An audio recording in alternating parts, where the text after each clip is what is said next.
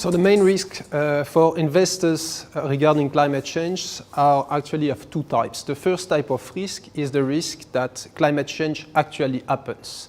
In that case, investors that are invested in infrastructure that might suffer from climate change would be penalized. For example, if you own a residential building near the seaside, if the sea level were to rise, you would be negatively impacted. So that's what we would call the physical risk arising from climate change. The second type of risk as far as investors and climate change are concerned are risks that regulation to prevent climate change from happening are implemented. For example, if we want to fight against climate change, we need to increase the implicit or explicit price of greenhouse gas emissions, of emitting CO2, for example. And in that case, that would be, there would be a significant impact on the financial and operational activities of greenhouse gas emitters. So how can investors reduce their exposure to climate risk? Again, coming back on our definition of risk and climate change for investors, the first way to reduce your exposure for climate change as far as an investor is concerned would be to reduce your exposure to physical assets that might be damaged by climate change actually occurring.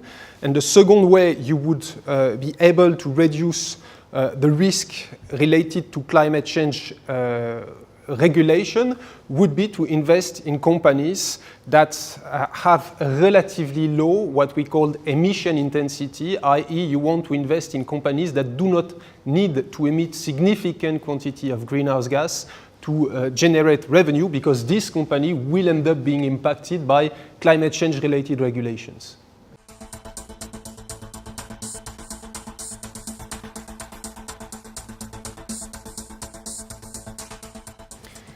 So the question is, should we avoid sectors that are considered to be very emission or CO2 intensive, like energy, utilities, materials?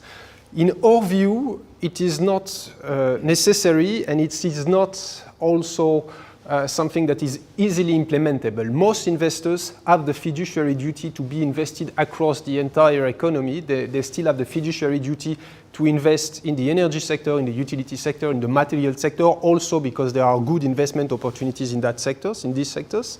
That being said, what we see is that it is quite easy to discriminate within one single sector between companies that have a virtuous approach to greenhouse gas emissions. There are a number of companies, even in the utility sector or in the material sectors, that have a virtuous approach as far as CO2 and other greenhouse gas emissions are concerned. And there are other companies that are not really exemplary in their approach to greenhouse gas investing. And we are able, as of today, to discriminate between these different businesses because we have the data to identify the good players and the bad players as far as greenhouse gas emissions are concerned.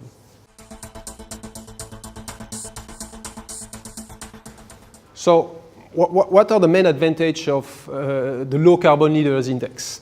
We believe the Low Carbon Leader Index that we co-developed together with MSCI has a number of advantages for institutional, but also, I would say, more retail investors. The first advantage is that this is an index that will give you a broad exposure to the markets. You will have roughly the same sector exposure, the same country exposure as in a broad market index like the MSCI World.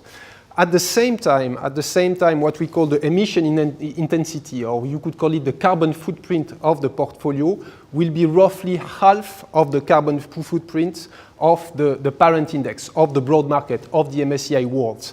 How do we get there?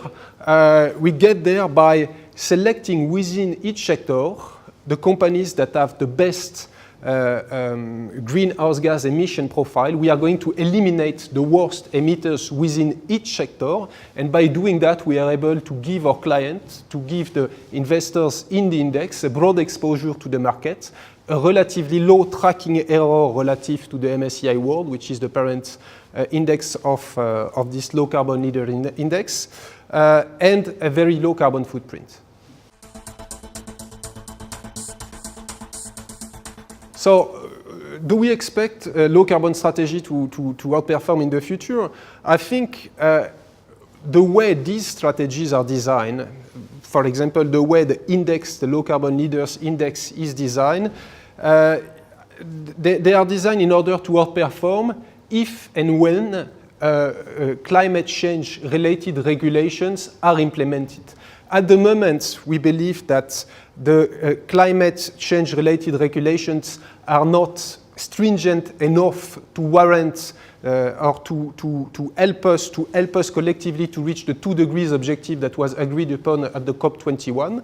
If we want to reach this objective of limiting the temperature increase to 2 degrees, we need much more stringent climate change related regulations. And the day these regulations are implemented, everything else being equal, this type of strategies should outperform because they are underweight on this carbon risk factor that will be penalized by the implementation of these incoming climate regulations.